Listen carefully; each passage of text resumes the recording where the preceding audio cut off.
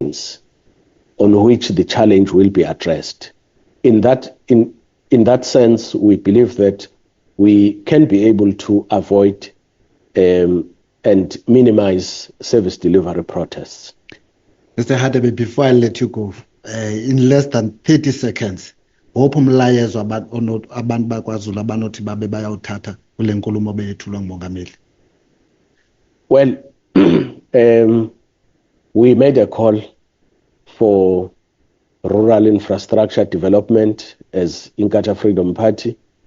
The president did touch on that. We made a call about small-scale farmers development. The president did touch on that. We made a call on small businesses development.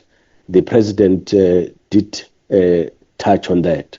So, in a nutshell, there is light at the end of the tunnel, and we make a call to all South Africans that they must give this government of national unity a chance and work with us as political parties who are part of this government of national unity. And us working with the people, we can be able to achieve what South Africa needs. Chief, basibonga kakhulu ukuthi uthathe isikhathi ukuthi uzokhuluma nathi la eParliament TV. Thank you so much. Viewers, that was IFP Chief Whip and Member of Parliament, Mr. Nhlanhla Hadebe, giving us the IFP's perspective, just like the other parties did over the past 2 days. You may follow the proceedings on our social media platform using the hashtag SONA2026 or handle @Parliament of RSA. It's also safe to indicate that we have invited all the political parties that are represented here in Parliament, but others could not join us here in the studio due to other commitments. But please do stay tuned. South Africans are not xenophobic. They are desperate and sick and tired. If the state cannot manage its borders and cannot manage its economy, immigration policy must balance Pan-African solidarity with national interest. South Africans come first. Order is not hatred. Lawlessness is not prejudice. Mr. President, you, by the way, remain stuck in the past when it comes to foreign policy. On the Western Sahara, I know you guys are going to complain. Your administration continues to parrot outdated positions while the continent moves on. On the 31st of October, just last year, 2025, the UN Security Council adopted Resolution 2797 with the majority support and no objections from the same BRICS that we are part of, our partners, affirming autonomy proposals for the most feasible solution to end this 50-year conflict. But you are still behind.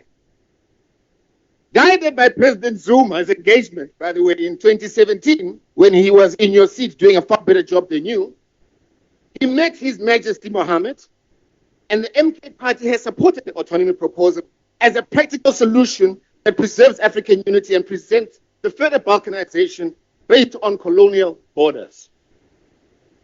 Peace talks commenced in Madrid just last week, 2026, between Morocco, Algeria, Mauritania, and the Polisario Front.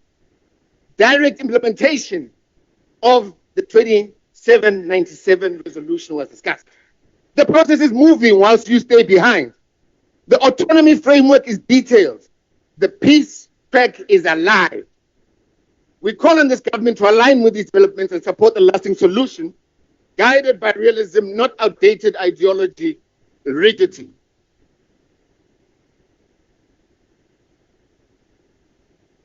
Welcome back to Parliament TV. And if you've just joined us, The State of the Nation address last Thursday has set the tone for the busy parliamentary calendar, and the debate surrounding it as well is underway in the chamber.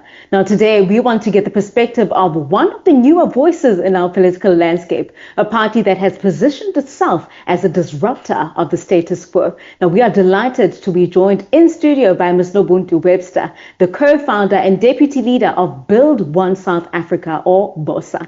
Ms. Webster brings a wealth of experience from outside the traditional political arena as a respected business and community leader. Her extensive work includes chairing the Business Women's Association of South Africa, leading the youth chapter of the International Women's Forum, and her foundational role in SA's Women's Commission, which brings together women to drive change. Ms. Webster, thank you so much for making the time to come to us at Parliament TV. Thank you so much for having me. I'm really, really happy to be here. The real voice for the people. For the people, Parliament TV. Yeah. Now, Ms. Webster, of course, let's talk about the official response to the State of the Nation address.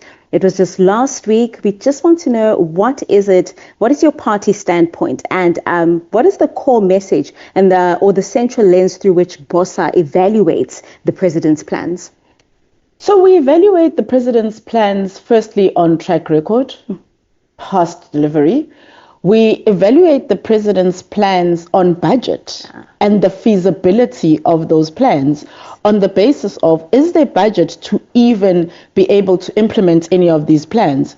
We then lastly evaluate the president's plans on the leadership that he has appointed and entrusted. And when it comes to that, I really do want to speak a little bit more to that, because the SONA happened on the back of 3 events that had put a lens, zoomed into what we have as the leadership that the president has chosen to entrust. We had Gwede Mantashe, who at the start of the year spoke to young people in quite a disdainful manner in terms of young people and their unemployment and the reasons they're unemployed. We then had an MEC in Gauteng of Health, Nomantu Nkomo, who spoke and said that the patients who actually don't have beds in some instances choose to sleep on the floor, also disdainful. Then the day before, we had Premier Penaza Lusufu saying that when there's no water, he showers at a hotel. So this is the kind of leadership that we're talking about, and the sense to which that leadership's removed from the realities and the challenges and the urgent nature of those realities in society. Now, talking about realities versus the promises, the president spoke about progress and plans, right? From your perspective, especially as a business leader and a community leader as well, where is the biggest gap between what was promised in the speech and the lived reality of South Africans within their communities? I think the first is, it would really be helpful if the president would, in his speeches, first of all, reflect on and report on previous promises. The biggest gap is in promises that have existed before and that the president has made in previous SONAs, and then adding more promises without actually reporting on or having delivered on previous promises. And so the issue with that is that you have promises that have been made before. You have a gap, which I say most of the time is a budget and leadership gap, and then you're making new promises. So the gap is in that. The second gap is in that there, honestly, like I said, seems to be quite a distance with the lived reality of South Africans. The president, as an example, did commit in the last SONA and say, we are going to make sure that we end the water crisis. Those were his exact words. A year later, we are even in deeper crisis with the water crisis. And as Build One South Africa, we have for now 3 years been talking about the water crisis. I have personally, in 2024, written to all the mayors in Gauteng and asked them to make sure that they have water emergency funds, because we could see what was happening with infrastructure, with lack of skills, etc. But there hasn't been the right kind of intervention when it comes to those issues. So the gap really is with implementation, it's with budget. Now, talking about the water crisis, you say that BOSA identified that there is a problem with infrastructure, with capacity. What is missing? Because I feel like these are foreseeable things. When it comes to infrastructure, you have to maintain, you have to build capacity, you have to develop. What is the problem with the leadership that we currently have in our municipalities? Mismanagement as a start. So there's mismanagement of funds, there's mismanagement, and there isn't the right channeling of budget. So that's the first.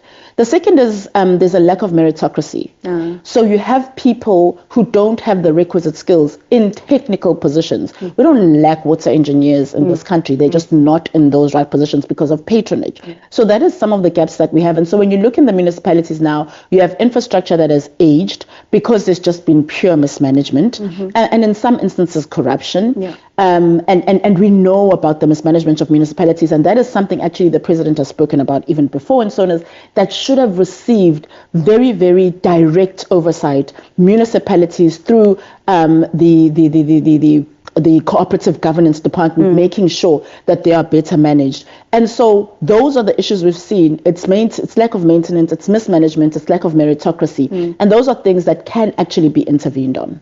Now let's shift to the women's lens. And given your extensive work, right, in the Business Women's Association and SA Women's Commission, what did the address offer for the women of South Africa? I mean, were there specific commitments on economic inclusion, perhaps safety of women? GBV is a big issue, right?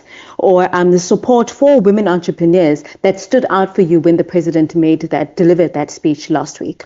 So, I mean, it was touching to hear the president refer back to 1956 and commemorate the 70 years. That was touching. And Sophie de Bruyn was there, and she was made to stand up, recognizing the participation and the influence of women when it comes to the struggle and when it comes to our democracy and our freedom in South Africa. Absolutely incredible. However, when it comes to the lived reality of women today, again, we've had commitments from the president. The president pronounced a 40% procurement target for women's economic inclusion when it comes to public procurement. We, at this point, have had a report from the Treasury's gender budget statement or report that reports that only 12.6% of procurement spend, public procurement spend, goes to women's businesses. And this is some years ago. So again, the gap between pronouncements by the president and then the actual implementation that happens. We have had recently the pronouncement of GBV as a national disaster. There was not enough the president gave on that and what that actually means and what is actually then really happening and turning that around. So we have a lot of symbolism, which is great and inspiring, but not enough actual implementation when it comes to the leadership of women, the economic inclusion and advancement of women, and the safety of women in this country. Now, you have been very passionate about ensuring that the sex offenders list is made public, right? You have said that we know the victims' names, but you never really know the perpetrators' names, which is pretty much unfair. Now, in that case, what has the work of BOSA done, and what is it that we can expect within that front? We continue to advocate for the National Register for Sex Offenders to be made public. We had a commitment pretty much a year ago from the Minister of Justice to say it would go public. We are writing to the Minister. We have sent questions last week through Parliament, one of the parliamentary mechanisms that we're using to get an update from the Minister on what has happened with the Sex Offenders Register. We've written to the Minister on Basic Education with regards to the number of educators that are on that list and what is being done to make sure that there is an up-to-date register of educators who are on that list. We continue to do the work of advocating for that register to be made public. We have great public support when it comes to this from men and women because it is one of the interventions that speaks to prevention, because a lot of what we see that we're working with, it tries to tackle post the actual occurrence of sexual offences. We want interventions that deal with preventing sexual offences. And just lastly and very briefly, for 2026, what can South Africans expect from Build One South Africa? For 2026, you can expect us to continue as a small party in Parliament, but that uses every single mechanism, every single platform at our disposal to hold the executive to account. We are specifically intentional about small business and small business development, trade and industry, because we believe that is part of the economic turnaround in this country. We are specifically vocal about the Department of Education. You will have seen last year we brought a motion to Parliament to increase the pass mark, the minimum pass mark for subjects to 50%, which actually had great support in Parliament from a number of parties. We're going to continue on that, and we're going to lobby more support from more parties when it comes to that.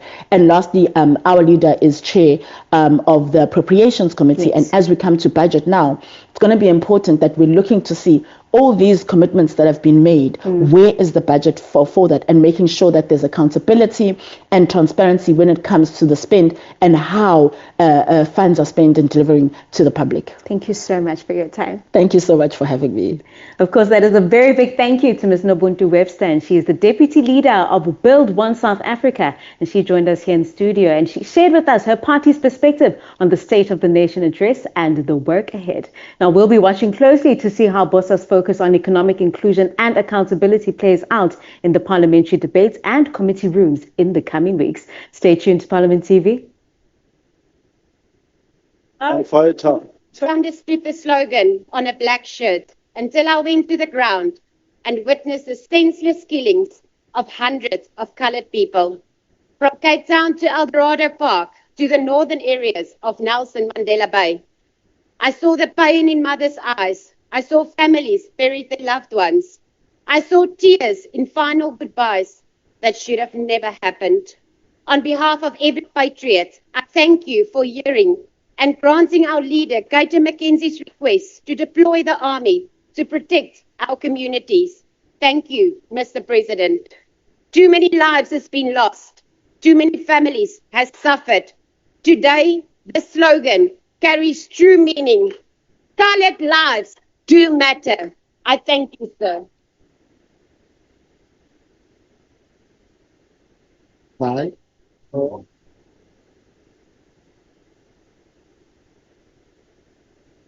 Welcome back to Parliament TV. In about 14 minutes, we will hear the official reply of the President on the debate points fielded by MPs to the President's State of the Nation address. I am now joined in the studio by the leader of the African Transformation Movement and Member of Parliament, Mr. Vuyo Zungula. Since he arrived to Parliament in 2019, Mr. Zungula's priorities have been centered on economic inclusion for Black South Africans, protecting rural communities, and enforcing oversight. We'll be discussing how these priorities translate into the action for the ATM. The ATM party has been a consistent and sharp critic of the president, and Mr. Zungula's reaction to this year's SONA was no exception. He accused the president of, in his words, prioritizing illegal immigrants over struggling South Africans. He now joins me in studio for an overdue conversation. Mr. Zungula, thank you very much for making time to talk to us here on Parliament TV, and welcome. Thank you so much, and greetings to all of the viewers of Parliament TV. You were very direct in your criticism following the SONA. Now, beyond the specific issue of immigration, what was your overall impression of the president's vision for the country? Did he address the real crisis facing South Africans in your view? Look, our role as MPs or political parties in Parliament, it is not to speak issues that personally affect us, because we're not here in our personal capacity. We're here representing the people, and the frustrations of the people need to be expressed through us in Parliament, because we're the voice of the people. And the issue that we have with the SONA is that after 8 years, Mr. Ramaphosa being president, he still speaks as if it is 2019 when he recently was elected as president of the country. There's no sense of accountability. There's no sense of appreciation that each SONA, each promise, there's people with hope that the country is going to turn for the better and their lives are going to change. And every promise not kept, it is more South Africans, millions of South Africans being brokenhearted because they are failed by their president. Now, if you listen to our view, our deliberations in the debate, we did spell it out that it seems as if the ANC government or President Ramaphosa is failing to advance the interests of Black people. And we're making this assertion because, firstly, The ANC was formed by Amakhosi, it was formed by religious leaders, it was elected by overwhelmingly black majority. However, if you look at the stats when it comes to unemployment, poverty, lawlessness, it is black people that are suffering in South Africa. And when we're making that assertion, we are not saying that, whites or whites should not be catered for in our country. But the reality is that if you go to Europe, it is a white-dominated country. Therefore, they are going to primarily serve the whites in those countries. But come to South Africa, whereby there's a majority which votes for a certain party, one would expect that that party that has been voted for by the majority, which is black people, is going to advance the interests of black people. So that is what we're not seeing when it comes to government programs. Instead, we're seeing Mr. Ramaphosa gaslighting South Africans, saying that they are vigilantes or vigilantism, whereas South Africans are expressing or dealing with issues that they're feeling on a daily basis. So that is our view on the issue. Now, still on migration, you specifically mentioned the president is prioritizing illegal immigrants. So what evidence do you see of this, and what concrete measures were you hoping to hear from the president to address the concerns of South Africans who feel their jobs and opportunities are being taken? Look, very, very simply, illegal immigration is a crime. That's the point of departure. If the president stood out and said, look, if you come to South Africa illegally, you have committed a crime. Therefore, law enforcement, must play its part. And also, if law enforcement is failing, South Africans are justified by assisting law enforcement when it comes to assisting, to create law and order in our country. Secondly, his own admission that 10,000 labor inspectors will be employed to deal with the issues of companies that prefer to employ illegal foreigners over South Africans. That is a step in the right direction. However, it needs to be met with political will. And we also wonder, remember, even himself in Palapala, he was employing a housekeeper from Namibia. And we know that a housekeeping role, it is not something, it's not a job that requires a special skill or is scarce or special skill. Therefore, we are viewing him as someone who's just opportunistic, yet even in his own farm where he was the sole member of a close corporation, he is one of the people that have contributed to this crisis of South Africans being overlooked for job opportunities in favor of non-South Africans. Again, when it comes to businesses, during the times of lockdown, there was a tweet that was shared by Uati Mtongana when she was saying that she walked in Belleville. She couldn't find a single South African operated business there. That shows the extent of displacement of South Africans in businesses. However, the president, remember last year when our kids were dying because of foods or snacks that were bought from Spazas, his only solution was to say, let them register. He could not even, deal with the root causes of the problem. So that is the problem we have with him. If a problem does not affect him, he's not going to be touched, he's not going to be moved. And at the same time, when South Africans are acting, trying to resolve a problem which they face, he's going to come and gaslight South Africans. He's going to, make South Africans feel small in their own country, of which, Dagwetu, that is not the duty of a president. A president is seen as a father of the nation. A president ought to protect his own children, which is South African citizen. And when you protect your own children, you prioritize your own children. That does not mean you are hating the children but next door. All families do that. They prioritize and they cater for their own children first before they can extend their resources to the children in the community. Now, when I was introducing this interview, I indicated that one of your key pillars is promoting black business, particularly in the micro and informal sector. Now, what specific legislative changes or oversight actions will the ATM be pushing for this year to ensure that government spending actually reaches these small black-owned enterprises? We've taken part in portfolio committee meetings on finance, pushing that there needs to be a change in terms of the procurement of government to move towards SMMEs. SMMEs currently receive less than 20% of government spending. And we're saying that if you want to transform the economy as government, do not wait for the private sector to transform it for you, because that is not the interest of the private sector. However, as government, you've got a budget of over 3 trillion. Use that budget to transform the economy by prioritizing SMMEs. And you need to protect black business people, because black businesses in our country, once a black business is seen to be tendering or having contracts with government, there's that notion that they are corrupt. Therefore, that the government needs to change that notion, that narrative.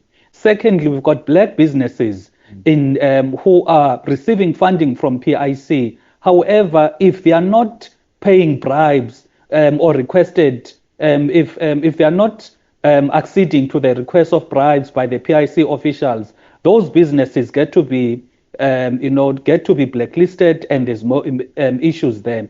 And then the last issue when it comes to businesses, small businesses, whether it's a municipality or most of these departments, they are made to pay bribes for their invoices to be paid. And most of their invoices, they're not even paid within 30 days. They are paid after 120 days. And for a small business, cash flow is very important. Therefore, you cannot survive for over 120 days without your invoice being paid. So that is what we've been trying to push to the ministry. And we've had the engagements even with the Deputy Minister of Finance on this issue. He has acceded to our views, and we're going to push aggressively on this issue, because for us to be successful, we need to be aggressive. Now you have a long-standing commitment of protecting rural communities, citing examples like Etolobeni. Now, with a renewed focus on mining and resource extraction, what is your party's plan to ensure that the voices and land rights of South Africans are not trampled in pursuit of the mineral wealth? The issue when it comes to communities, especially when it comes to the extracting of minerals, is how their voices get to be distorted through foreign-funded NGOs.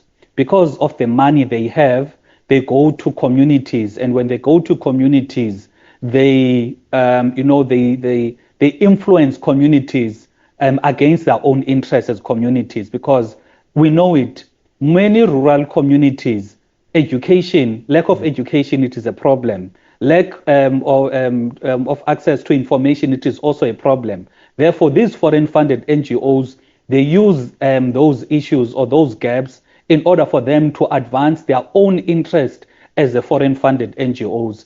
There's foreign-funded NGOs who basically are funded by American, British companies and individuals with the sole view of stopping any form of exploration, gas and oil exploration in South Africa. So we did introduce a bill as a party to regulate foreign-funded NGOs, just like political parties have got to declare when they receive foreign funding. Our NGOs need to do the same. There needs to be transparency in the sense that if a foreign-funded NGO goes to Xolobeni to say to the people of Xolobeni, mining is bad for you, etc., there needs to be transparency and that disclosure in the sense that the branding of that NGO, whether it is in the pamphlets, in the T-shirts, or whatever material, needs to be known that this particular NGO is funded by these particular individuals or companies, so that when people from our communities are listening to these NGOs, they're not only listening to the NGOs, but they also understand who is influencing or funding those NGOs to go interact with them as communities. Now, in 2 minutes, because we are 2 minutes away from the House sitting, on the issue of basic services, we know that oversight is a critical function of Parliament, and many municipalities are failing to deliver basic services. So how will the ATM approach oversight this year to hold ministers and local government accountable? And are there any specific departments or failing entities we will be targeting to ensure that the delivery actually happens in less than a minute and a half? On that issue, people have been seeing what is happening at a local government level. And therefore, it is our view that no matter how hard we can fight in Parliament in terms of holding the departments accountable, if the very same corrupt individuals remain presiding over those municipalities, nothing is going to change, because those municipal managers, those CFOs, those mayors and councillors, they're embedded with criminal networks. I'll make an example about the water tank mafias, whereby there's infrastructure, it is there, but the very same infrastructure is collapsed by the very same people I've mentioned, simply because they want to get their own businesses, which is the water tankers, to provide water for the people. Now, our view is that we've got an opportunity as South African citizens at the end of the year. We need to vote out those individuals and have ethical, people-centered leaders that will govern in the best interest of the people. Because the fact that we've got a crisis in local government, it can only be resolved in November when we remove the corrupt in favor of the ethical and people-centered ATM councillors, which will be contesting all municipalities in this coming election. Mr. Zumula, I'd like to thank you very much for taking time off to speak to us here at Parliament TV. Kubulelam. Well, thank you for staying with us. You can also follow the proceedings on our social media platforms using the hashtag SONA2026 or our handle at Parliament of RSA. We continue with the reflections here on Parliament, but let's see if the House has already started. Oh, I didn't see that.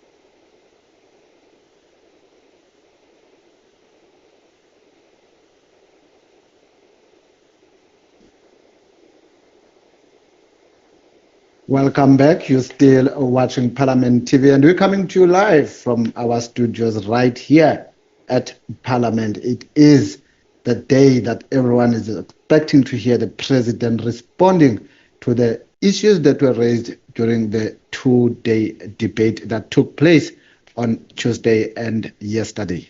And of course, if you have just joined us, we are awaiting the President to take the podium and reply to some of the critique, some of the scrutinization that he received, and some of the praises that he received from last week's Thursday's SONA speech that he delivered on Thursday. Of course, we've had quite a few of the representatives of the political parties giving us their perspective on what it is that the President should have said, what they think the President is missing, and of course praising him on some of the achievements that his cabinet has taken upon. Of course, with that, we're about to know what the President's response is and how he seeks to close the gaps that these representatives have identified. Number of issues arose during the debate, especially in relation to security and crime, where several MPs criticized the strategy to deploy the SARAF. But before that, let's perhaps look at what is happening in the House. We'll take you to the House.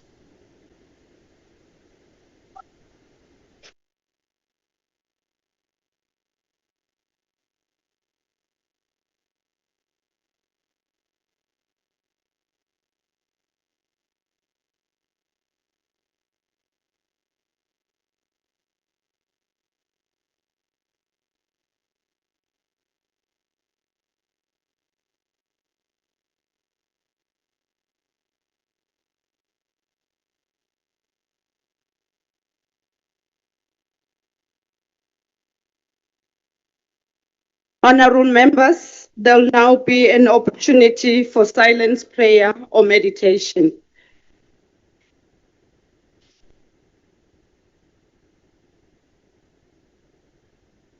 Thank you very much. You may take your seats.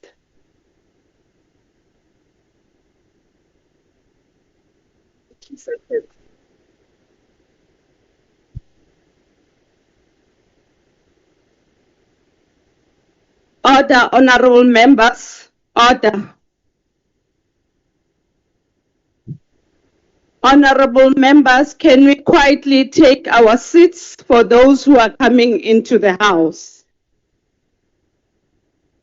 Today marks the first day or the beginning of the Ramadan. Would like to take this opportunity and wish the Muslim community a happy Ramadan. Order, honorable members. The Secretary will now read the order of the day. Reply by the President on the State of the Nation address.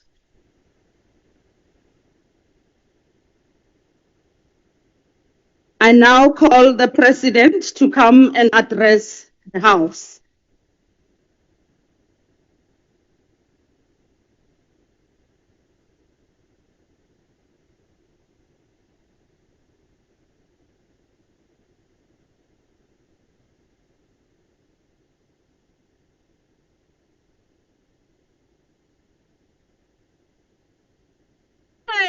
Singo la Ramabrana, lona kamerana babrai, gele gele gele gele.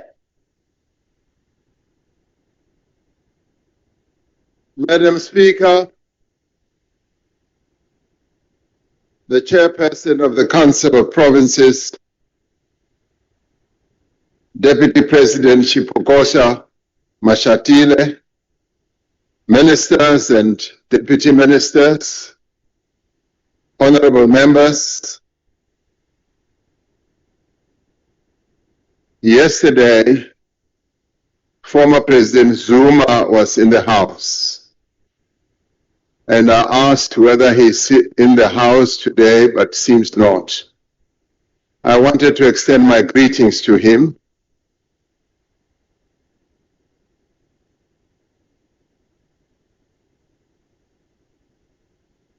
Let me take this opportunity, Madam Speaker, as you have alluded to, that this is the first day of Ramadan, and wish all the Muslims, both in our country and around our continent and around the world, Ramadan Mubarak, and wish them the best.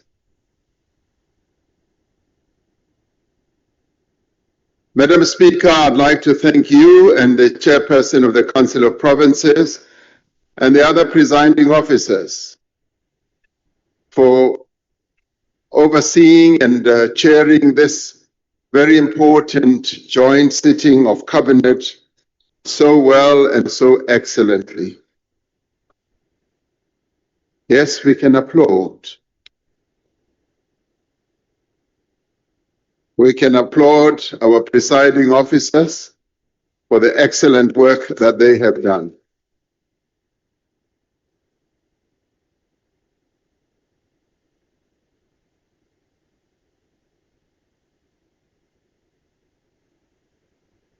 I want to welcome the participation of all members who participated in this debate and confirm that through their participation, whether it was negative participation or positive, that we are confirming that we are a nation of builders.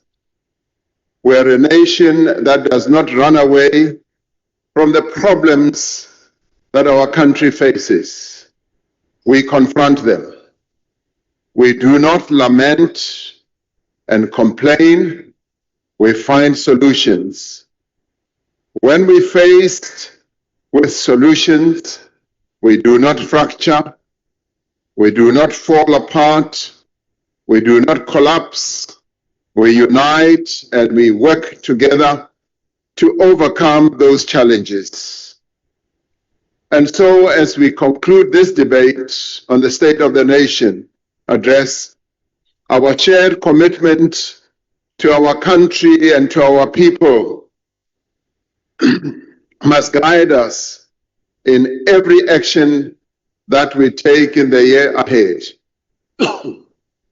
The State of the Nation address is about building a stronger South Africa. It is about rising to the challenges that we face in our own country and around the world, and emerging more prosperous, more secure, and more resilient.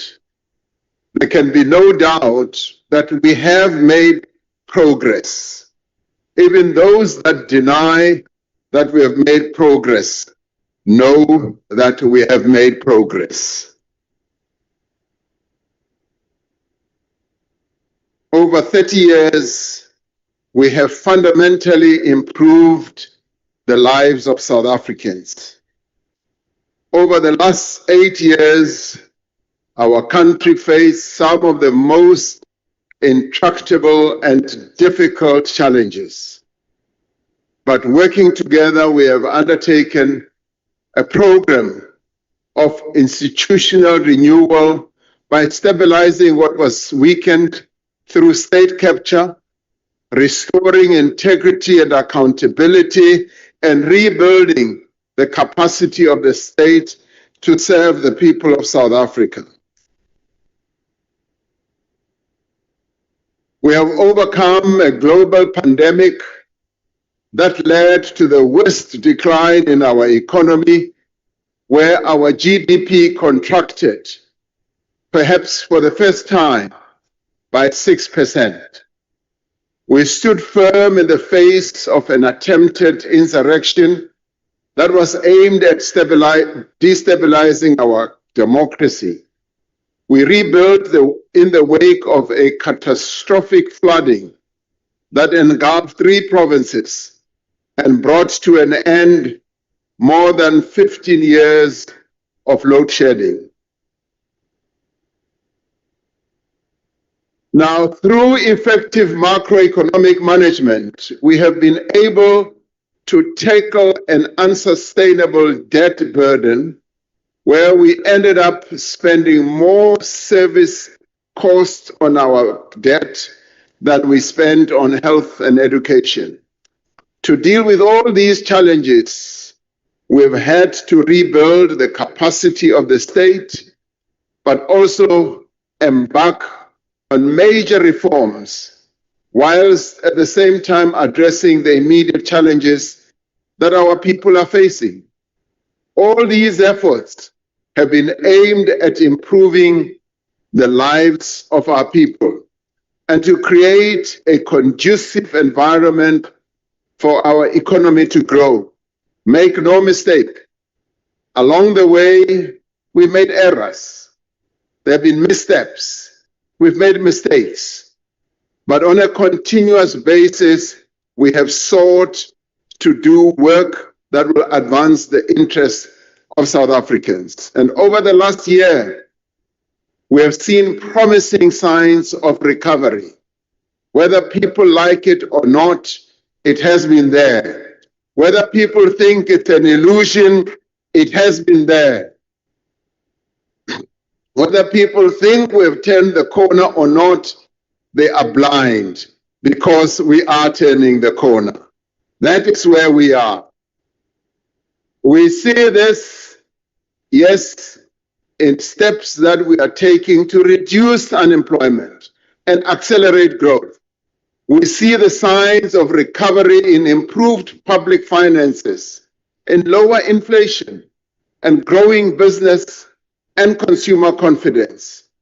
Although the progress is modest, much more modest than what I would want, the momentum of change, however, is building.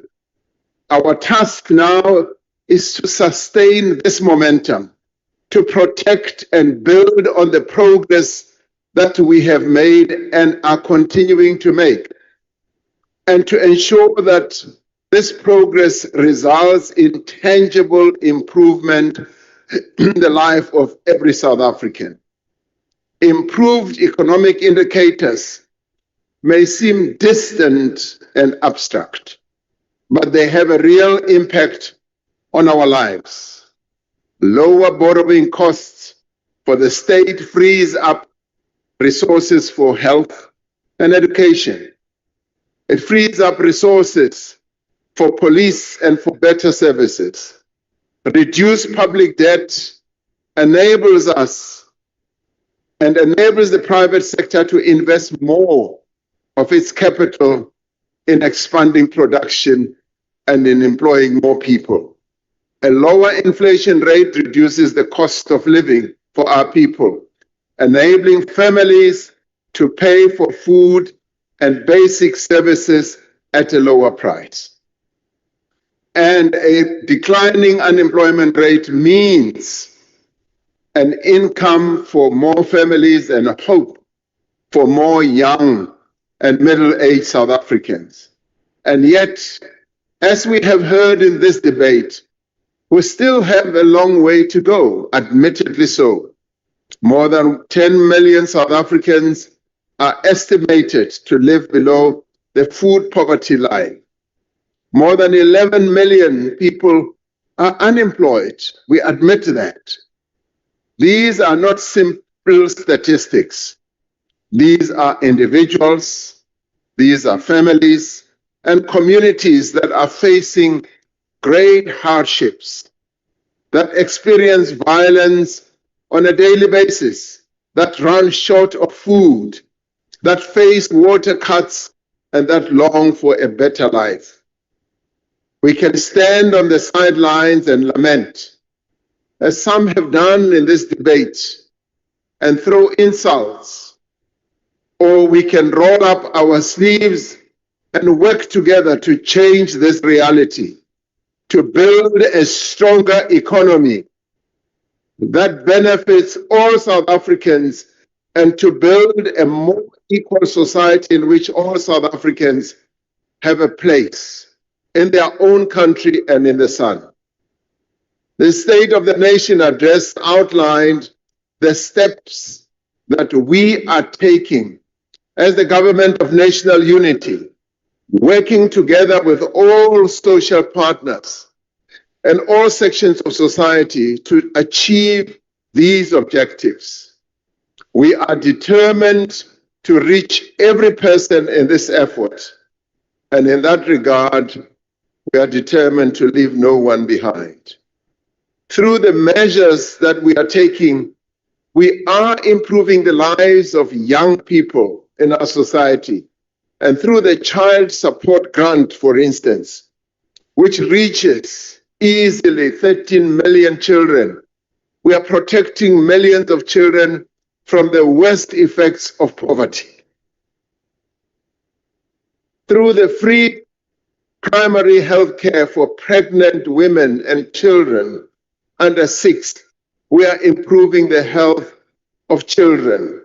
This program, inaugurated by our first democratically elected President Nelson Mandela, continues and persists and shall not be ended because it is of benefit to our people. We are directing more resources to early childhood development. We have increased the subsidy for early childhood development and made grade R compulsory for all children, establishing a solid base for their entry into the education system. And we are focusing on strengthening literacy and numeracy in foundation phase. We have admitted that this is a process or a program we should have started right at the dawn of democracy. We are late and we have lost a lot of time. But as they say in the classics, better late than never. We are doing it now.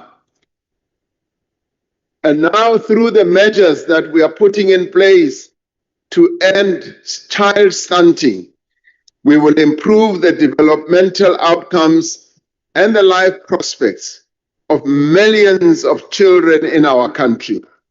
These measures will fundamentally change the prospect of an entire generation of children and each generation that will follow thereafter. On none of these issues is government working alone. We are working with social partners, service providers, non-governmental organizations that are committed to the development of our country, parents and communities.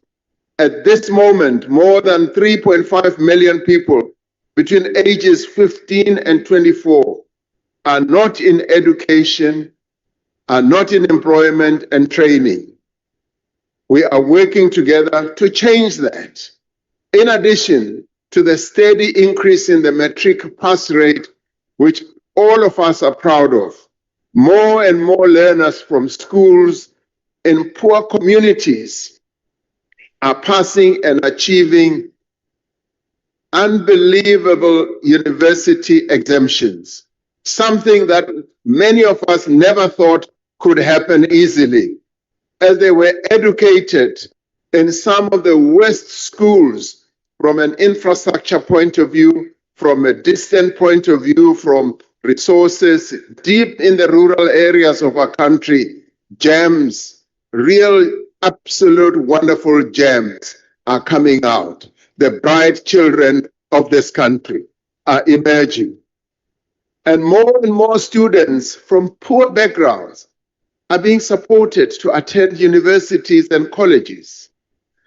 In the 5 years from 2019 and 2024, funding from NSFAS nearly doubled from 27 billion to 54 billion rand.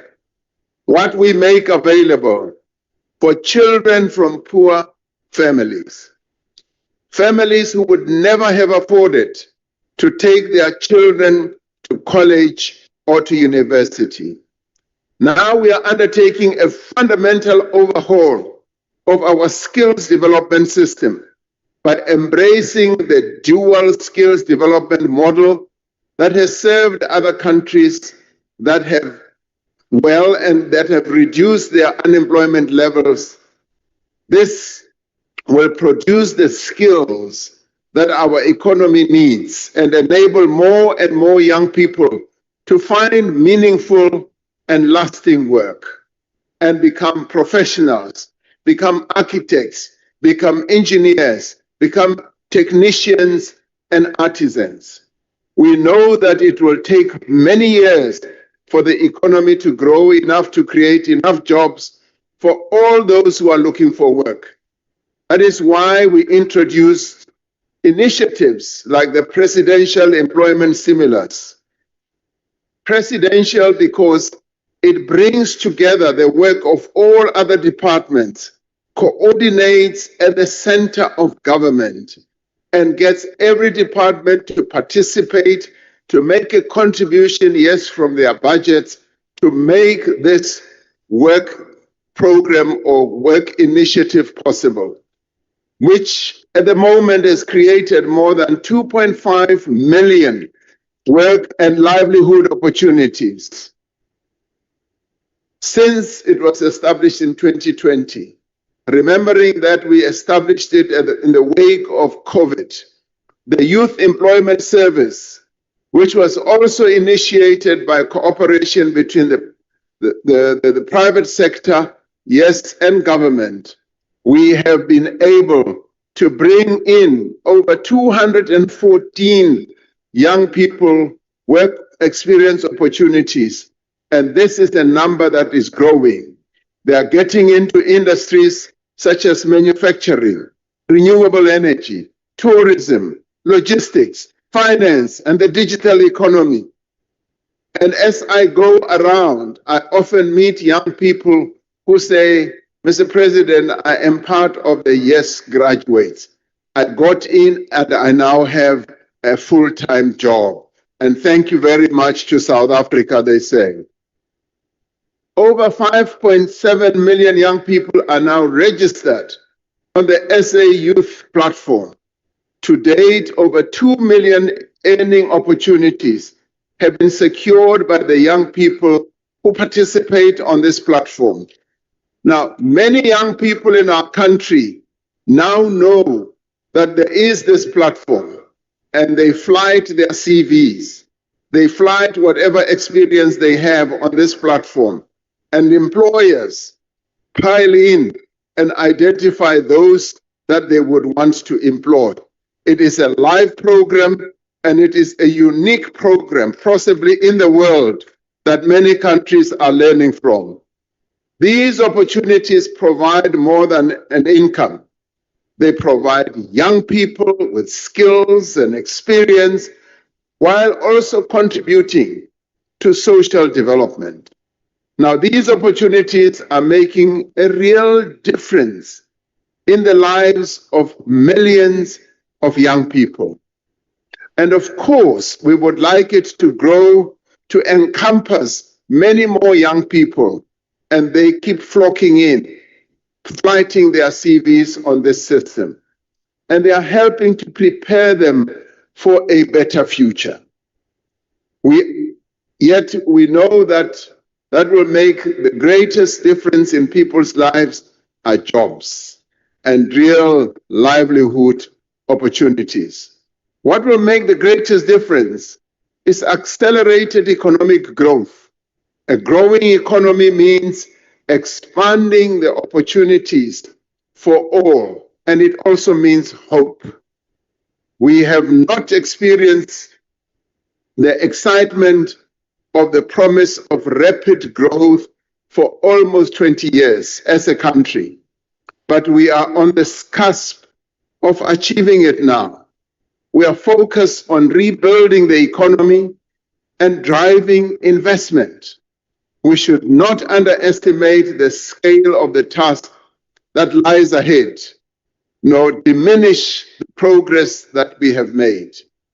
For our economy to grow, we are steadily addressing the various impediments that have been identified as holding our economy back. Load shedding was one of those that held our economy back, was debilitating our economy, lowering production, raising costs, and deterring investments. Now, where are we? We have effectively ended load shedding, and investments are now flowing in. We have stopped load shedding. We have stopped unreliable power that has raised costs, that stops production and deters investment. Wherever I went in the world and other places, they kept talking about energy. Improve the energy supply in your country, we will come and invest. That is precisely what we did, and that is precisely what we are doing. Overburdened infrastructure and inefficiency at our ports and on our rail lines have for years been reducing our competitiveness and harming our export industries. We are improving operational performance through investment, increased capacity, and far-reaching reforms, through which we are even crowding in partners on a concessionary basis to bring in their money so that we can improve our network industries. We are addressing the skills mismatch between what young people have and what our economy needs through an overhaul of the education and training system. To respond to low levels of investment and policy uncertainty, we are strengthening policy formulation and reducing regulatory burdens. Ministers during their budget votes will outline precisely some of the active steps that we are taking to reduce regulatory burdens that many of our business people raise with us. We have had to tackle poor governance, diminish state capacity, and yes, we are tackling corruption by focusing on the professionalization of the public service and improved efficiency, and the modernization of our procurement system is something that is now going to happen. We know that crime and insecurity remain significant impediments to growth, which is why we are intensifying the fight against organized crime, gang violence, gun crime, and gender-based violence. Now, I know that in this House there are those who say, Mr. President, deploy the Defense Force to come and help the police in our areas. And there are those who say, no, don't do so. Now, we are going to deploy the Defense Force, as we said, and we are going to add the Eastern Cape, because the Eastern Cape people have added their voice to this. And yes, we are going to capacitate our police. We are going to make sure that the Defense Force becomes focused in ensuring that we rid our areas and our country of gang violence. We did deploy the Defense Force working together with the police on illegal mining areas. And we were able to tackle that. It has returned in another form, but we are tackling it. Illegal miners are now forcing communities and people out of their houses, but the Defense Force is on their wake.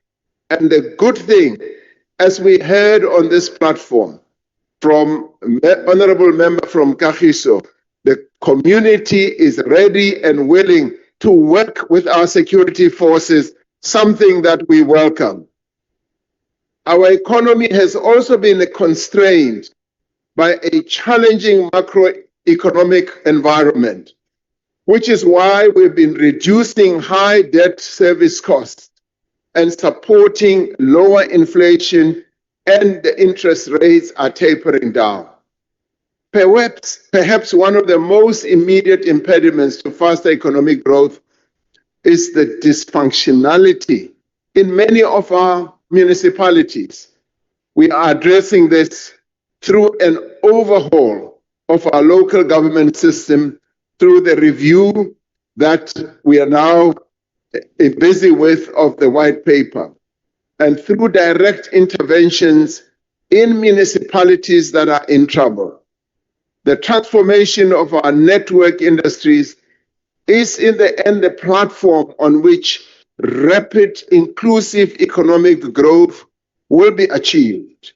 Already, South Africans are feeling the benefits of some of the changes, from improved supply of electricity to the return to service of commuter rail lines to the reduction in the cost of data as well. In 2022, we had 205 days of load shedding. In 2023, we had 330 days. This was the most severe period in our energy crisis that stretched back more than 15 years. To address this, we established the National Energy Crisis Committee, or NECOM as we call it. There were groans from some quarters who said, yet another committee, yet another structure, yet another task team. We have heard the same tired refrain from some speakers in this debate. Yet, what NECOM did was to bring together all the key players to focus on the immediate tasks that are necessary to end load shedding, to restore the integrity of our power system, and to lay the basis for stable, sustainable, and universal access to electricity into the future. It succeeded because it was able to draw on the skills, the capabilities, the resources, and the efforts of a broad range of departments and public institutions, as well as the best experts in South Africa and around the world, and to build a platform for collaboration with social partners. It was never about meetings and talk shops. It was about taking a hands-on approach to solving the problem, making sure that things do actually get done and that they get done quickly. That's what it was about. The experience of NECOM shows that complex problems need collaborative solutions. Now, through its generation recovery plan, Eskom has increased its average energy available factor from 56% in April 2023 to around 65 and edging towards 70% at the moment. There is currently a pipeline of more than 220 gigawatts of renewable energy projects at various stages of development. Now you can ask Minister Cyril Ramaphosa how we measure those gigawatts, and he explains it so well in neutrons and electrons and all that. So spend time with him because he will explain all that to you if it is Latin to you. Now, the Minister of Electricity and Energy is leading the process of building more than 14,000 kilometers of new transmission lines and an innovative new model, of funding the costs that is inherent in this, and also ensuring that we have a transmission line that is going to sustain all these neutrons that are going to be uplifted onto our grid. For an economy that has long been held back by energy constraints, these developments are potentially transformative. For homes that have suffered years of electricity supply interruptions, the end of load shedding is a relief. I saw what a relief it was one day when I was at Hout Bay on the quay, on the harbor, and a young man of 5 years came to me and said, "Mr. President, please give us electricity. I want to play on my PlayStation." And then I knew what all this meant, because that is what we needed to do. Now, this is good for business.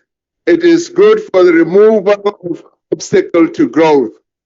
Now, the next phase of our energy transformation is the establishment, and the restructuring of the state-owned enterprise, which is Eskom. The establishment of Eskom to generate electricity with others, for the transmission entity, and for distribution. Now, this is a complex process, and one of the most important reforms our country will ever face. It requires detailed technical work and a strong coordination across different entities. This is why I have said that this work will be done through NECOM, in which participates the Minister of Electricity and Energy, the Minister of Finance, the Presidency, and all the officials, as well as those who have been giving us support and assistance. And as I said, the work they have to do is going to have to deal with the assets of Eskom and how we are going to deal with the transmission entity and all that. I have no doubt whatsoever that all this work will culminate in a solution which will be put before me so that Cabinet can then take a decision going forward.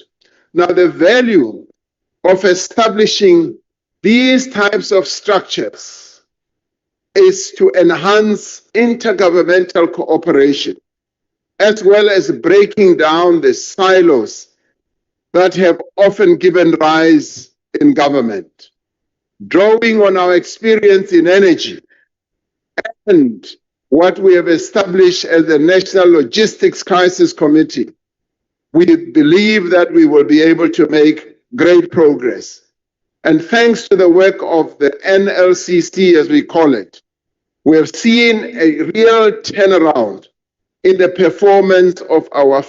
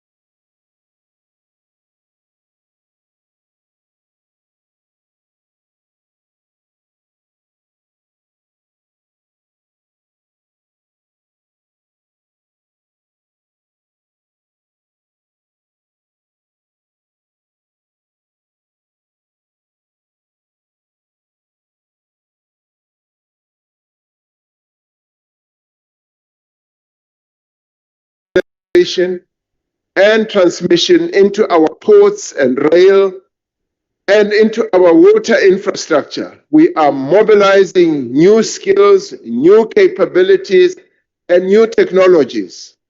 But let me be clear, we are retaining the public ownership for those who believe that we are privatizing. All we are doing is to bring in strategic partners, which we have done in the past. Private train operators will carry freight on rail lines that are owned by the state. Private electricity producer will provide electricity to consumers across a transmission grid that is owned by the state. Through these changes, we are strengthening the financial position and the operational performance of entities like Eskom, Transnet, and PRASA. We are making them more competitive and more efficient. We will now apply the successful method that we have used in energy and logistics to other urgent challenges that confront our country today. We are already working to establish a National Water Crisis Committee to restore a reliable supply of water to our municipalities that face disruptions right now, but also to ensure water security in the long term. Minister Majudina this afternoon has made an announcement of increasing the capacity of ensuring that the reservoirs capacity is increased, particularly the Gauteng area. Like electricity and logistics, the crisis in water has many causes stretching back many years. Like electricity and logistics, we have already embarked on a far-reaching reform process that will fundamentally change the way that the water sector in our country functions and serves the people of our country. Now, this in the end will enable investment in water infrastructure to meet the growing demand and build our resilience to climate change alongside institutional reforms to enable greater investment and stronger regulation of the water service delivery. It will also require mobilizing resources and expertise to support municipalities that are in crisis and make interventions more quickly and more effectively where they consistently fail to meet set norms and standards. Now, the National Water Crisis Committee is building on the work that we have already done by the Water Task Team chaired by the Deputy President, by Operation Vulindlela, by the Department of Water and Sanitation, and by various respective municipalities to drive local production and create more jobs in sectors with great potential. We are finalizing our national industrial policy, focusing on decarbonization, diversification, and digitization. This will contribute to building an economy that is equipped for the future, drawing on the vast capabilities and the abundant resources that we have, both natural resources and human capital resources. As we build an economy for the future, a number of industries in our country are currently in distress. The presidency, together with the Department of Trade and Industry and Competition, and the Department of Electricity and Energy, as many of these are distressed because of energy affordability. We're working with individual companies and sectors to develop short-term plans to stave off closure and save local jobs. Among the sectors that are involved are cement, the auto sector, the steel sector, the pharmaceuticals, as well as the various smelters that we have in our country, whether it's manganese or chrome. In addition, there are sectors such as oil and gas that require coordination across government departments and planning together with business and labor. In all these efforts, we have to show determination and urgency. It is not only in the area of economic growth and transformation where collaboration, partnership, and focus needs to play a key role. We are also establishing a dedicated initiative to oversee the reform of the criminal justice system, leaning on the successful model of Operation Vulindlela. This initiative will be led by the best experts that our country has to offer. It will work closely with the South African Police Service, the National Prosecuting Authority, the Special Investigating Unit, and other law enforcement agencies to drive a comprehensive reform program. Other countries, when faced with the threat of organized crime and the penetration of criminal syndicates, have been able to reform their criminal justice systems and to restore the rule of law. That is precisely that we are also going to focus on. We have the resources and ability to do so. We will not allow criminals and criminal syndicates and gangs to prevail. We are going to go after them and we will deal with them. One of the most important developments in recent years has been the mobilization of society to end violence that men perpetrate against women. Faced with this pandemic of violence, South Africans came together to develop a national strategic plan against gender-based violence and femicide.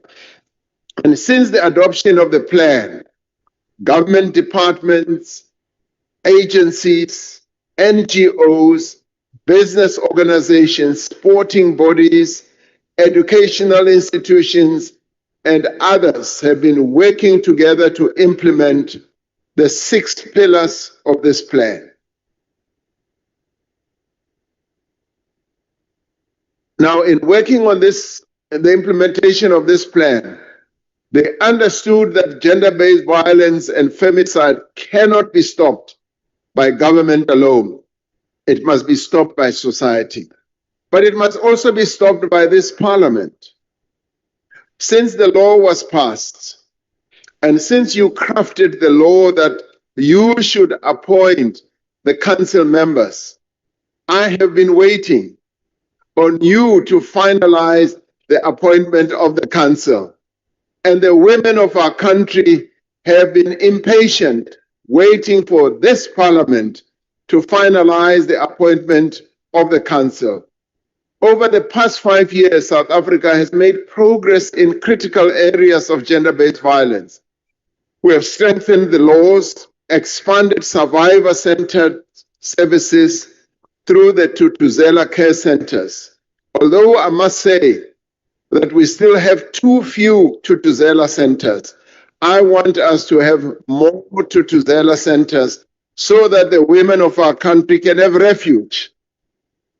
We have rolled out victim-friendly rooms at police stations and invested in women's economic empowerment as a critical pillar of prevention. And for the first time, we have a national prevalence study that gives us clear evidence of the scale and drivers of gender-based violence. These gains matter, and they show what is possible when the state and civil society act together. And yes, we are going to move towards having social workers in the police stations, because that is going to be one of the game changers. The classification of gender-based violence and femicide as a national disaster enables all spheres of government to act with greater speed reduces the fragmentation of effort and establishes a clear command, coordination, and accountability framework. It gives both government and broader society far greater capacity and impetus to implement the measures that I outlined in the State of the Nation address. Now, these measures include the mobilization of all sectors of society to challenge harmful attitudes and practices. We are continuing the extensive work already underway to promote women's economic empowerment, strengthening our law enforcement and scale-up survivor center support. The premiers who spoke during the debate highlighted the progress that is being made across the country in strengthening local economies, improving service delivery, and investing in the future. I was very pleased to hear the articulation by our premiers of the work that they are doing, showing that South Africa is a unitary state and provinces are taking the lead in a number of areas in infrastructure investment, from the resuscitation of the Pilanesberg Airport in Northwest to the rehabilitation of roads and bridges in KwaZulu-Natal. Then there is the innovative partnership between Limpopo provincial government and mining companies to mobilize funding for the construction and maintenance of local roads. Provinces like the Free State are investing in education, refurbishing and maintaining ECD centers, building new schools and hostels, ensuring that all learners from poor communities attend no-fee schools and are part of the school nutrition program. Mpumalanga has launched the e-learning program, Ubuhle Bezulu, which is designed to bridge the digital divide through the use of smart devices. We welcome the initiative by KwaZulu-Natal to forge provincial skills compacts with the private sector in logistics, in energy, in construction, and the digital economy. We also heard about how Mpumalanga is investing in health, appointing doctors to community health centers and building new clinics and hospitals, including the Middelburg Regional Hospital and the Mapulaneng Hospital. Limpopo is providing leadership on tackling the country's water challenges, establishing operational war rooms in the Mopani district, particularly in Guyane, to ensure that water reaches the remaining 5 to 20 villages. The Premier of the Northern Cape outlined the work that they are doing and have done in the province to drive investment in mining, in renewable energy, in infrastructure, and in education and health. It is these efforts that have contributed to the steady improvement of employment. In the Eastern Cape, roads are being built. In the Western Cape, the focus is on fighting criminality, and the Premier spoke with great passion here about the need to tackle gangs. And so all our provinces are doing much work to improve the lives of our people in our country, and that pleased me no end. Gauteng has introduced the Rapid Land Release Program to enable investment and expand access to affordable housing. And the Western Cape is also contributing to job creation by expanding tourism, increasing air access, and promoting foreign direct investment in key sectors. And the Free State is setting an example in the provision of government services through the Integrated Services Program to reach rural and underserved communities. Now, this initiative brings together various government entities and departments to offer comprehensive services to communities, ranging from the issuance of title deeds, birth certificates, and IDs to business support. Now, the Premier of the Free State spoke about how the loss of the province's #1 status in matric results has spurred the province to do better and to regain its position. She spoke with a little bit of pain that they have lost that #1 slot to KZN. But we welcome that determination, as provinces should be learning from each other. She promised that they will be back to the #1 slot once again, and we wish her well. Now, we want our provinces to make sure that we work together as a unitary state. They should be driven by improvements and lessons that they see in other provinces, so that they not only improve their matric passes, but they improve their health outcomes. They improve their service delivery by learning from each other.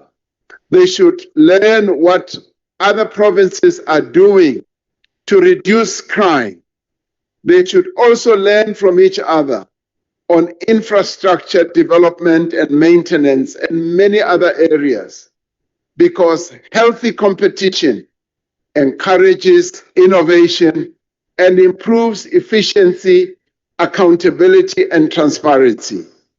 I say this because they should never be afraid to see how others are doing, so that they can also learn and improve. So in the end, you can correctly say KZN learned what Free State has been doing for years, and they improved their education outcomes. And similarly, other provinces should do the same. I know for a fact that the Northern Cape has been learning from the Free State. That is why they've had such great improvement. We have seen the value of government working together, as they do so through the district development model. The DDM seeks to eliminate silos between government departments and the 3 spheres of government. A number of ministers and deputy ministers and premiers who spoke here spoke about the efficacy of being able to work together, and more particularly about the district development model, because this system further aims to strengthen integrated planning and coordination, improving service delivery, eliminating fragmentation, and ensuring inclusive and people-centered development in our country. This system brings together national, provincial, and local government and stakeholders like organized business, labor and community organizations, and in particular, a district to collectively address challenges. Where the DDM has been integrated into government operations and structures, it has begun to make meaningful and measurable progress. For example, the work done by the Presidential eThekwini Working Group, in line with the district development model approach, has contributed to significant improvements in the city. Once again, eThekwini or Durban has become the tourist mecca of South Africa once again. And it has attracted investors to come back not only to build hotels or to refurbish the very famous hotels along the beach front. It has attracted many other businesses. By bringing national, provincial, and local government together with business, labor, civil society, and residents, we have seen the improvements in delivery of service like water and sanitation, and the recovery of key industries, increased business sentiment, and improved efficiency of the Durban port. In the State of the Nation, I said our Constitution calls on us to redress the injustices of the past, to build a society that is equal and just. We cannot do that, remembering that the marquee objective of our Constitution, which is embedded in the opening lines of our Constitution, talks about redressing the injustices of the past. We cannot do that without transforming the various aspects of South African life, but more particularly the economy. It cannot be acceptable to anyone in this house for African people, colored people, and Indian people to be poorer and have fewer opportunities than white people. It cannot be acceptable. And remembering that that was the order of the day in the past, and it can therefore never, never, never, never be acceptable that that should continue. Because that is what defined our life under apartheid, where it was legislated, where it was practiced and protocol, convention, and experience that Africans, Indians, and coloreds should forever be denied by law to participate in the economy of the country. It cannot be acceptable that anyone in this house would want women to earn less than men and to own less than men and to run fewer businesses than men. It is something that we simply must never accept. And yet there are people in this house, in this very house, in the debate, who tell us to get rid of the very measures that have been put in place to correct the gross injustice of the past. It cannot be. We cannot accept that.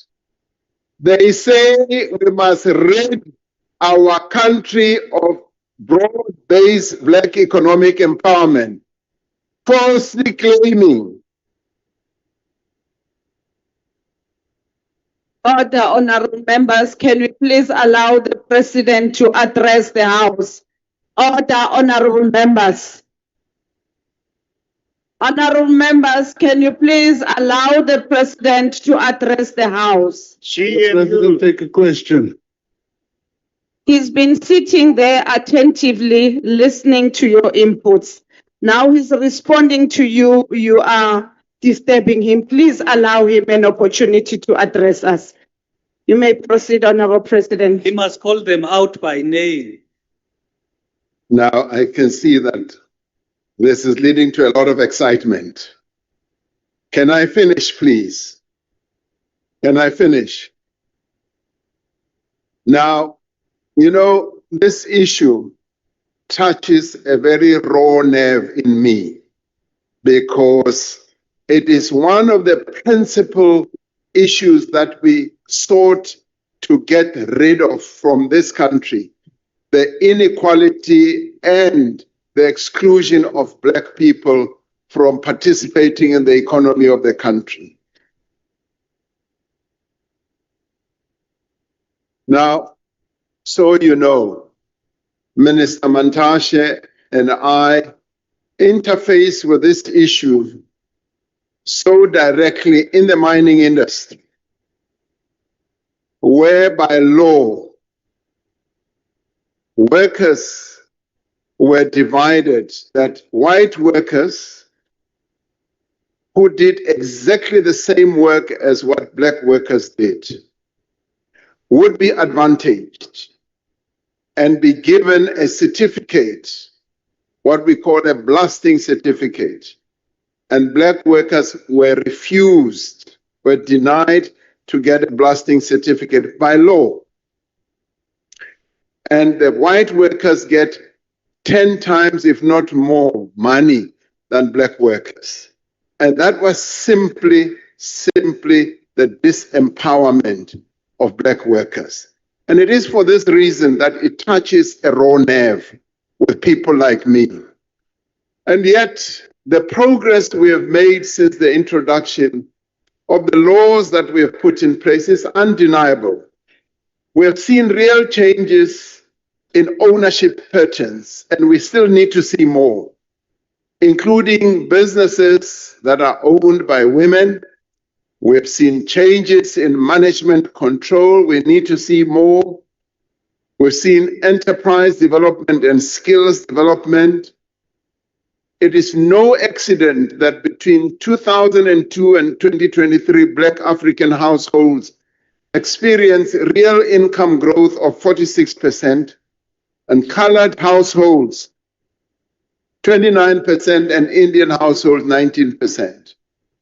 It is no accident that the level of poverty, yes, in Black African population fell by 67% in 2006 to 44% in 2023. Nor is it any accident that the level of poverty in the colored community fell from 43% to 25% in the same period. Now, despite this progress, the average income of white households is still nearly 5 times higher than that of Black African households. This is the gulf that we must close through deliberate and sustained efforts to expand opportunity. This is the gulf that we must close through the economic empowerment of those who were prevented from accessing those opportunities. Now is not the time to abandon Black economic empowerment. Now is not the time to make it, now is the time to make it even more effective. Now, just remember what our forebears who drafted the Freedom Charter said. They said, these freedoms we will fight for side by side throughout our lives until we have won our liberty. We should all be working together to ensure that we rid our country of the injustices of the past. So therefore, we must see broad-based Black economic empowerment, not as a cost to the economy, but as an investment in the sustainable growth of our economy. And that is why I announced in the State of the Nation that we are undertaking a review of broad-based Black economic empowerment framework to ensure that it supports greater transformation and inclusive growth. During the course of this debate, MPs have spoken on behalf of their political parties. Now, when they are out there in the streets, they obviously campaign for their political parties. But in cabinet, there are no parties. There are no ANC, DA, IFP, PA, UDM, GOOD, FF+, or PAC or Al-Jamaa ministers. Every minister and deputy minister is appointed by the president, not on a party political basis, is part of a collective working together to implement a common program to medium-term development plan. So no minister or deputy minister should be publicly claiming their work in the GNU as an achievement of their party. In many cases,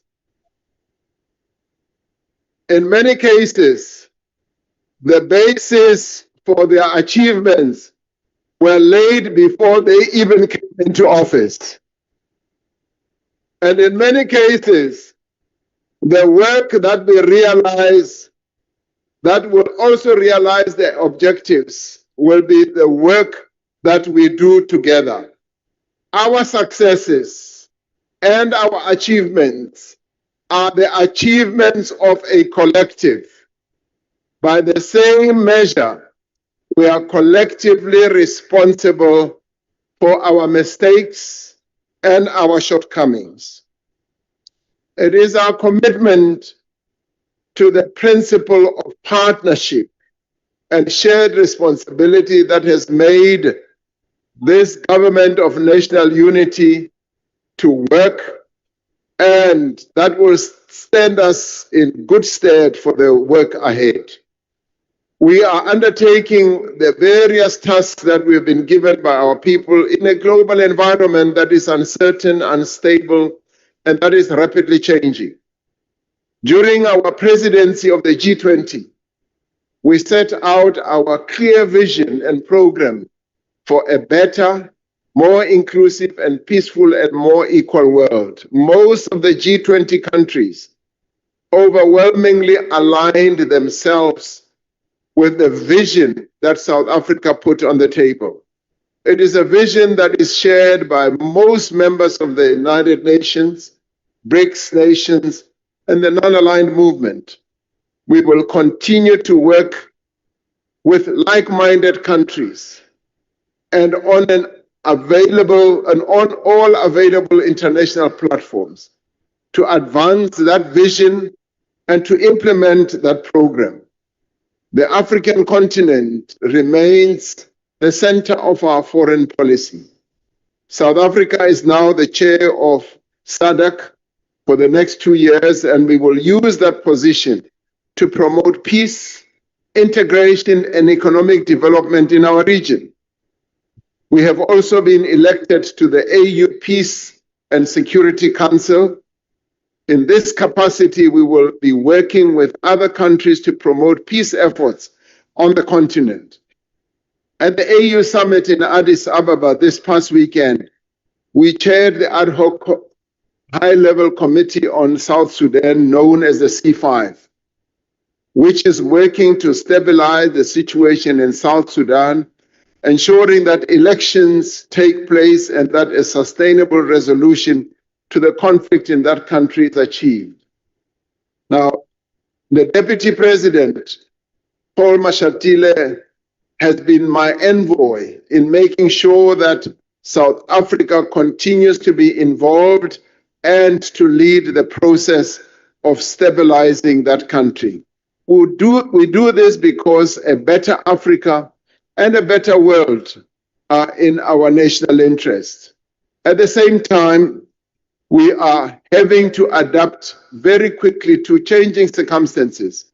We cannot rely on the goodwill and fine sentiments of those who pronounce them on world platforms. That is why we're being more assertive in our trade policy, seeking out new markets and reaching trade agreements that support our growth and job creation efforts.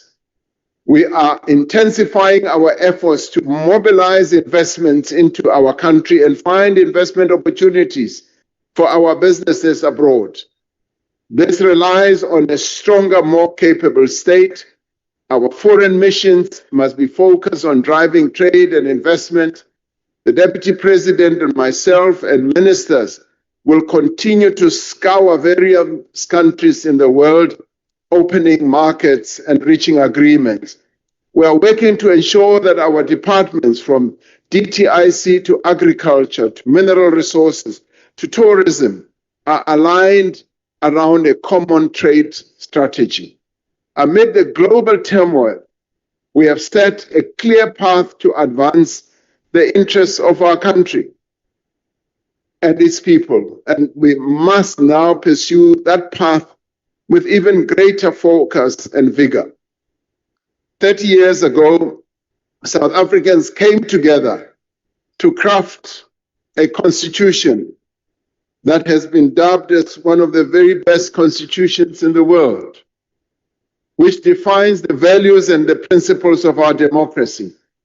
It places on it and on us a responsibility to correct the injustices of the past and to ensure that all people would progressively be able to exercise their right to housing, healthcare, food, water, social security, and education.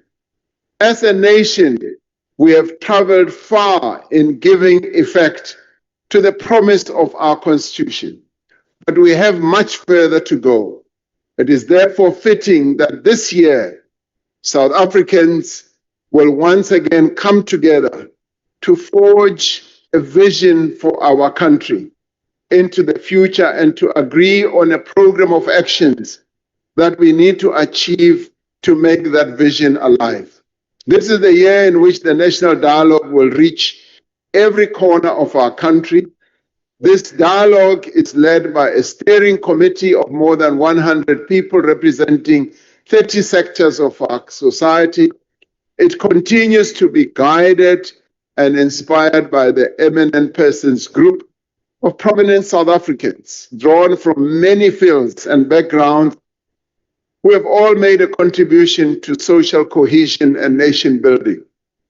It is ultimately the people of this country engaged in dialogue and united in action who will determine the path our country takes. Dialogue and partnership are essentially woven into the fabric and the DNA of our society. They have enabled our country to overcome great difficulties, from the crime of apartheid to the political violence of our transition, to a devastating global pandemic and to a persistent energy crisis. It is the spirit that infuses the work of the Government of National Unity, that informs our approach to collaboration and coordination, that encourages us to draw on the resources and capabilities from across society and to solve difficult and almost at times intractable problems. It is dialogue and partnership that will take our country forward. It is the people of South Africa working together who will sustain the momentum of our recovery and who will accelerate progress to an inclusive economy and a transformed society. As I conclude, I want to extend my gratitude to the Deputy President, Paul Mashatile, for his support and leadership that he continues to provide to me and to government for all the work that we do together. And I want to thank ministers and deputy ministers for diligently implementing the actions that are contained in the medium-term development plan. Now, the Deputy President and I are currently spending considerable amount of time evaluating ministers and deputy ministers as well as their directors general. This is part of an effort to promote accountability, to engender a culture of performance and ensure action. I am grateful. I'm grateful to the leaders of the political parties in the Government of National Unity, who I meet regularly to discuss matters of national interest, and their contributions have been very useful in managing the challenges our country faces. And I thank all of you honorable members who have participated in this debate and who are present here. As the elected representatives of the people of South Africa, we have much to do. Now is the time for action, for greater effort, and for faster progress. Together and in unity, we can do it. Last year, I spoke about the imagery of weaver birds that work together to build their nest. Today, I want to end by using another imagery of beavers who work together to build their own nest, but they do much more than that. Beavers are like a team of engineers. They work together to fell branches, pack mud houses, to raise dams and lodges, and create a safe neighborhood of deep water around their home. Beavers are a reminder that real building is rarely a solo act. And think of a river that runs too fast, that is too exposed, too uncertain. One beaver cannot change it, but a community of beavers can do so. They don't wait for perfect conditions. They start with what's in reach. One drags a branch, another places it, others pack mud and strengthen the weak points.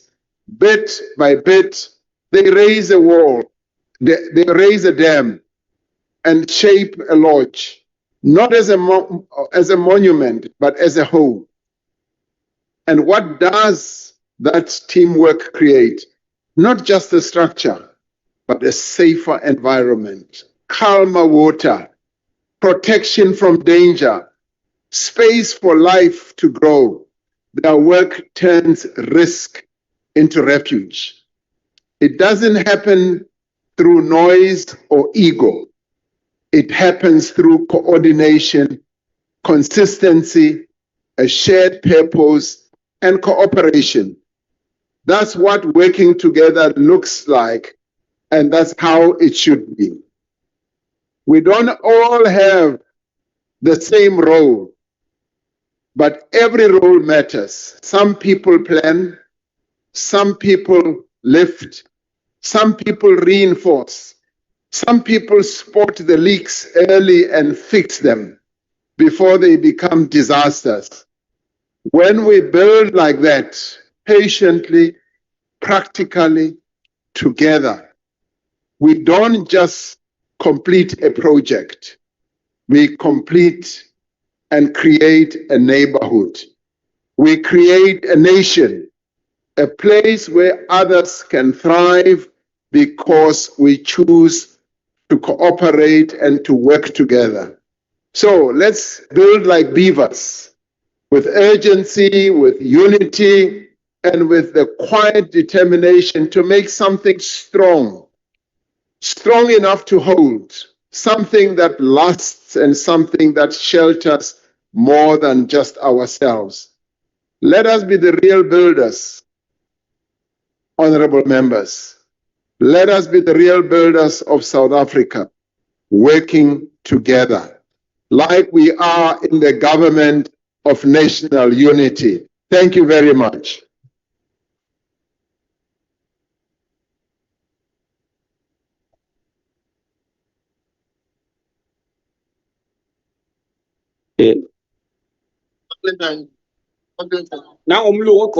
Order, honorable members.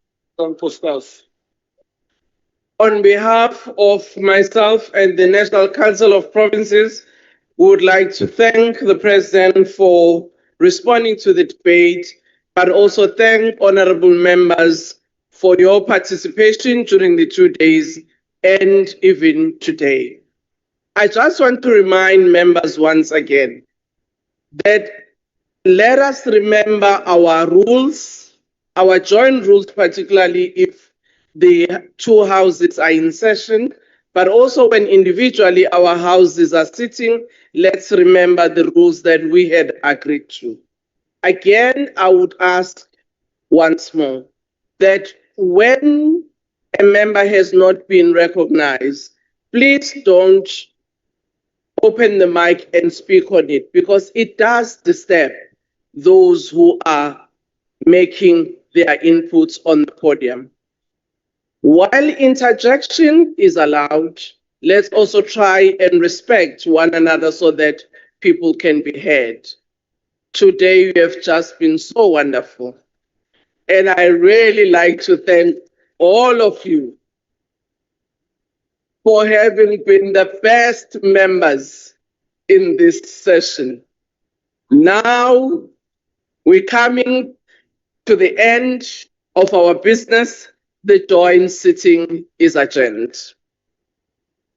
Some beavers kill. We are happy ANC and MK got a room last night. The beavers must stop stealing. Let's stop or rickshaw to Russia. Just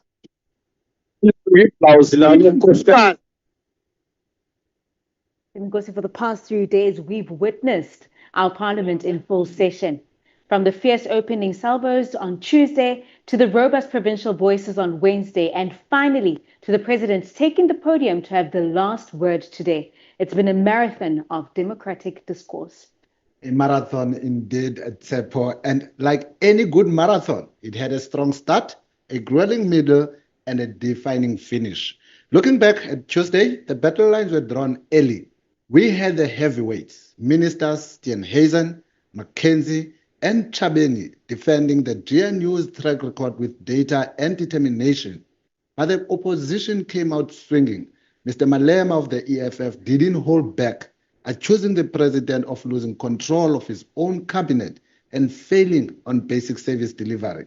The MK party's daughter, Litchfield Chabalala, and Mr. Van Rooyen also kept up the pressure, insisting the SONA was merely a wish list. It was a fiery start, but by Wednesday, the conversation shifted to the heart of the country, the provinces.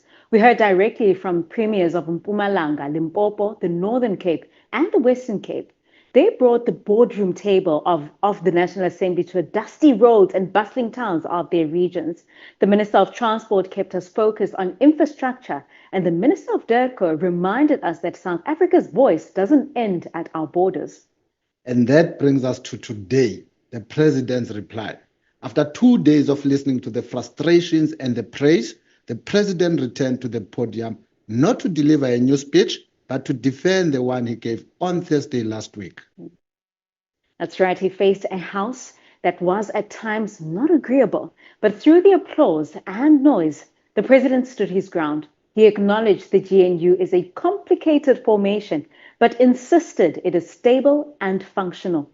And of course, he didn't just trade political barbs, though. He used his time to respond to specific policy challenges raised during the debate. To Mr. Malima's blistering critique on jobs, he pointed to the employment figures and defended the EPWP as a vital stepping stone. To the DA's Minister Steenhuisen, who called for a more inclusive economy beyond BEE, he spoke on economic inclusion and the second phase of growth.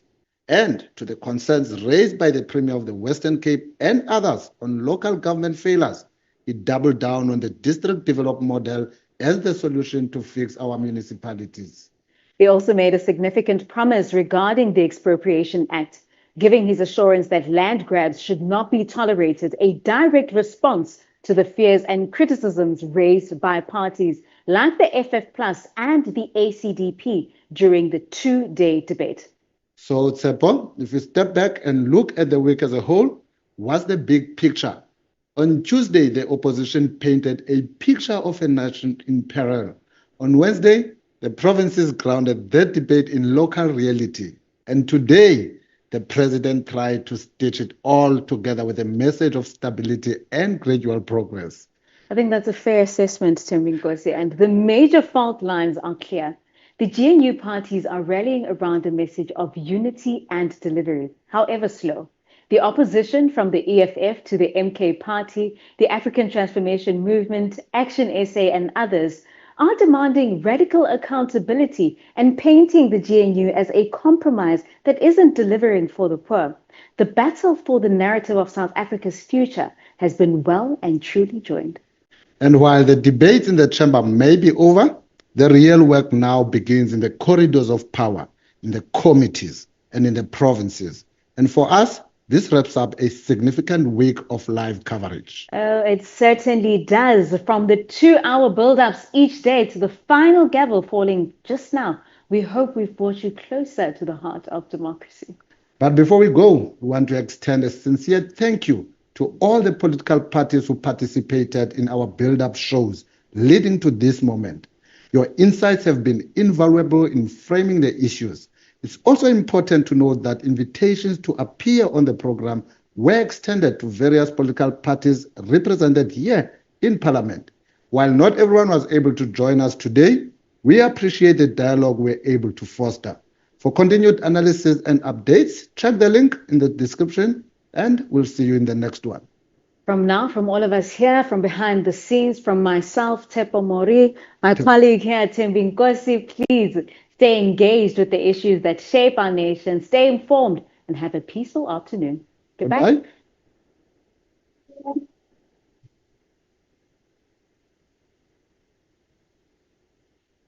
That's it.